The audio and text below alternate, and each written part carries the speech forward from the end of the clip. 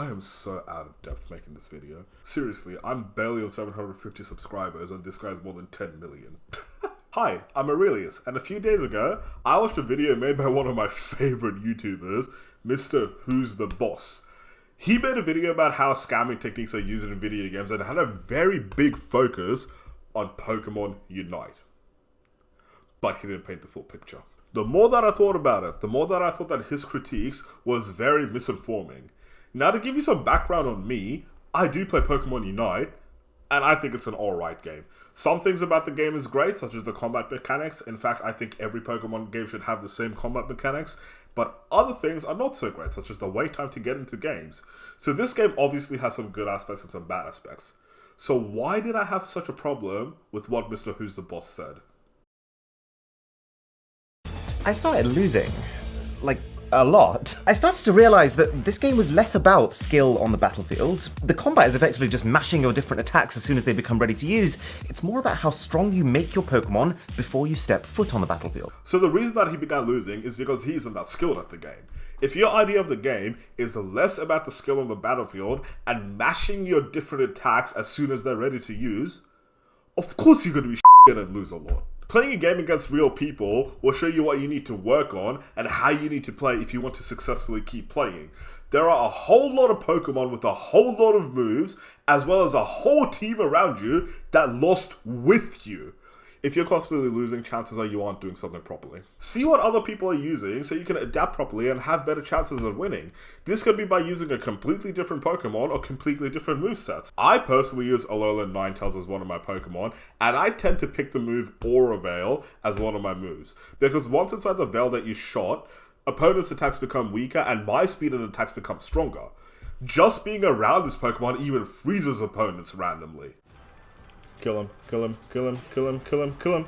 There are also other options to be using, like Wigglytuff, who can use Sing to put opponents to sleep so you can get yourself out of sticky situations, or go in for a kill by yourself or with other teammates. Even a Pokemon like Blissey is really valuable to a team because that Pokemon heals all the other Pokemon in your team, so it becomes so hard for you to lose health. It's not as simple as mashing your different attacks as soon as they're ready to use, because there is a lot more to it than that, and that's what separates the good players from the bad players who always complain about losing.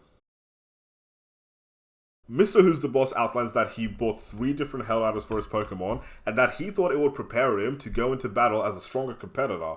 Then he focuses on how one item slightly brought up the critical hit ratios. I decided that I needed some held items. One that increases my maximum health, one that gives me health regeneration, and one that increases my damage output. So I charged into battle with my head held high, and I got absolutely demolished. It became very clear to me at this point that it wasn't just enough to buy the held items, because when you first get one, they're almost completely useless. Like this attack increasing scope lens that I bought, it was literally giving me a 0.4% extra chance of getting a critical hit that dealt more damage. What he did not outline was how much more items there are available to customize your Pokemon's battle prowess with, and how he could have increased his critical hit ratio so much more in other ways. Yes, you can use scope lens, but why did you pair that up with the Razor Claw and so many other options for special attack? And let's say he wanted to stay stubborn and only use those held items.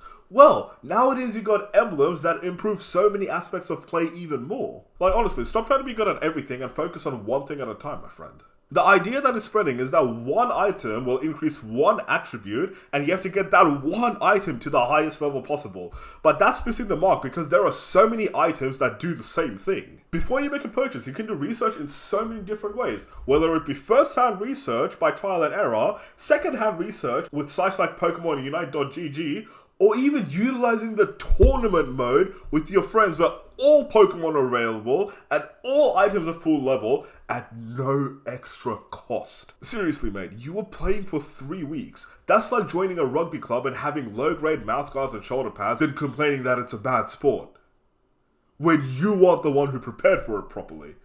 Give it time, give it practice, give it research. So, for a while, there was a comparison of highlighting shady techniques that drug dealers use, and how they're similar to the techniques that games like Pokémon Unite uses. So horrible, but effectively by slowing down your natural progression with the sole purpose of trying to sell you ways to speed it up again, like experience point multipliers. Making it so that I now have to pay to get that same high stimulation, fast progression feeling that I used to get when I first started playing the game for free. Not a dissimilar strategy to drug dealers, I should point out, who effectively build their businesses by handing out freebies to get clients addicted with the hope that they then become dependent and are willing to pay to keep that high going. This is unfair, because these marketing tactics are very common and used under so many different circumstances and so many different contexts. Yes, Pokémon Unite uses these sorts of tactics the same way as drug dealers do. But so does every other subscription service. Organizations like Spotify use it, so does YouTube Premium, where they give you a limited time for free, followed by a period of time where you have to be paying a certain price, and then eventually the price gets higher and higher because we're more dependent on it. Once you start spending, yes, it's difficult to say no, but at the end of the day, that's your choice and you're going to live with the consequences. I'll give you another organization. What about the Australian Red Cross Lifeblood Services? I am a very proud blood donor, and I see these tactics being used by where I donate my blood. Every visit, they update me with how many times I've donated, they send me special thank you messages when I reach goals, and pushes me to book another donation to reach my next goal. They even made a fake article after my first blood donation. Moments after every blood donation, they even update me by saying my blood is already in use. Bro, I donated my blood 20 minutes ago.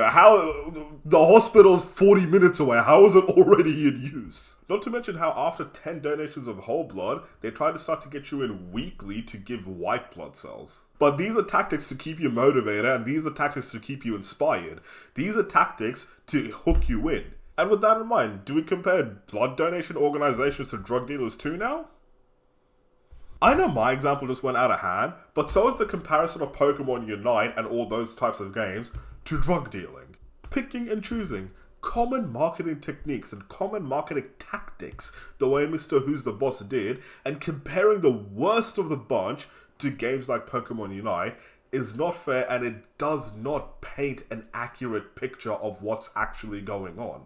Now, throughout this whole thing, I will say I do believe Pokémon Unite does need to stop shoving stuff in our faces to make a quick buck out of us. But as a game that's free to play and has so many options to actually play freely, complaining about all the things that you do have to pay for doesn't paint an accurate picture. Just like any game that has a large player base who've been playing for a long time, they will be the top dogs. You can't just play for 3 weeks and expect yourself to be winning constantly.